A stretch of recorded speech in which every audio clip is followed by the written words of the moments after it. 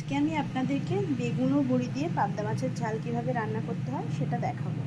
তার জন্য আমি প্রথমে পাবদা মাছগুলোকে খুব ভালোভাবে ভেজে নিয়েছি, সঙ্গে বেগুন আর বড়িটাও খুব ভালোভাবে ভেজে রেখেছি লাল করে।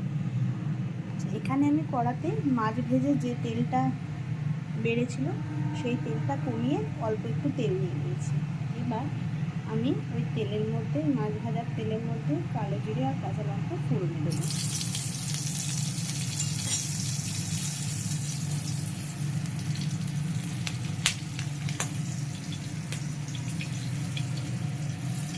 এখানে আমি সর্ষেটা একটু জল দিয়ে বেটে রেখেছি।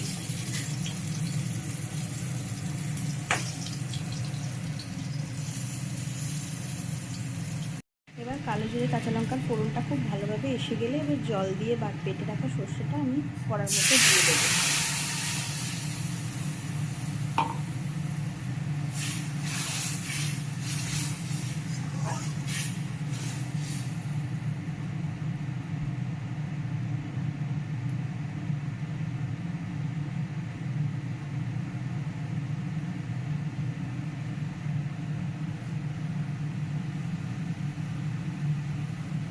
এই ঝোলটা ফুটে এলে এর মধ্যে আমি হলুদ মিশিয়ে দেবো।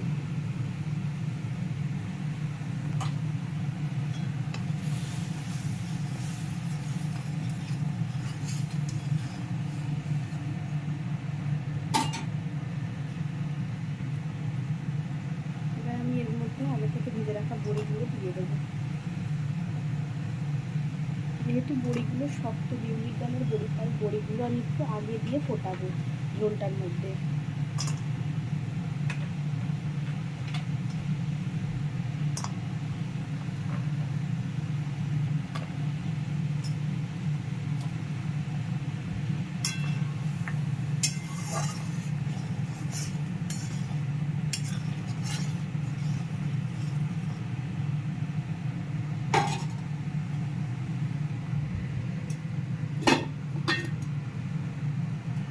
এবার বড়িটা কিছুক্ষণ সেদ্ধ হয়ে এলে আমি এর মধ্যে কিছুটা অল্প 2-4 দানা চিনি দিয়ে দেবো আর পরিমাণ মতো নুন দিয়ে দেবো। নুনটা স্বাদ বুঝে দেবো।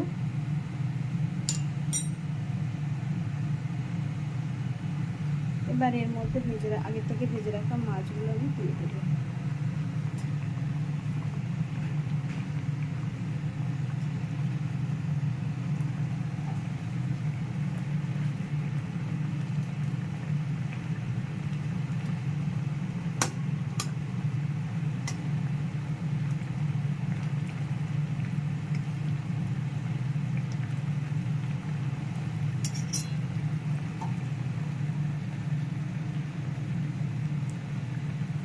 মাছ আর বড়ি দিয়ে কিছুক্ষণ ফোটার পরে আমি আগের থেকে ভেজে রাখা বেগুনগুলো এর মধ্যে দিয়ে দেবো।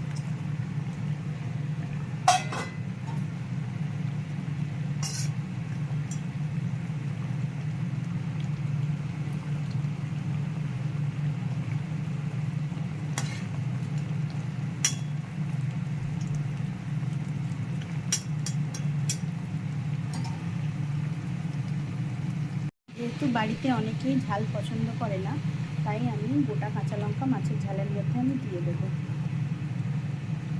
যার প্রয়োজন হবে সেই লঙ্কাটা নিজের পছন্দ মতো ঝাল দিয়ে নিতে পারবে। এবার আমি ওপর থেকে কিছুটা ধনেপাতা কুচি এর মধ্যে ছড়িয়ে দেবো।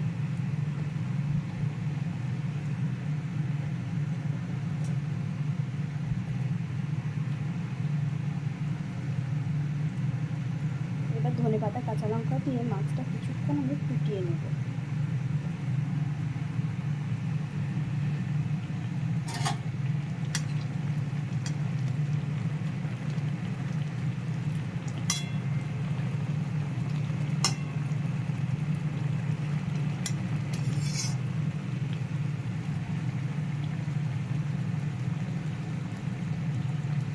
মাছটা মোটামুটি আমার হয়েই এসেছে। এবার নামানোর আগে আমি একটু কাঁচা তেল ছড়িয়ে মাছটা আমি নামিয়ে নেব।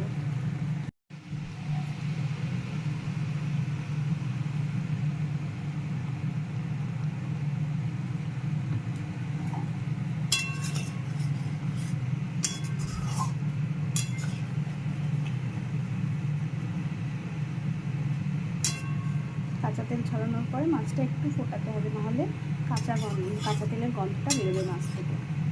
তাই মাছটা একটুক্ষণ ফুটিয়ে আমি এবার নামিয়ে নেবো মাছটা। আমার মাছের ঝাল মোটামুটি রেডি হয়ে গেছে। এটা গরম ভাতের সাথে খেতে খুব ভালো লাগে।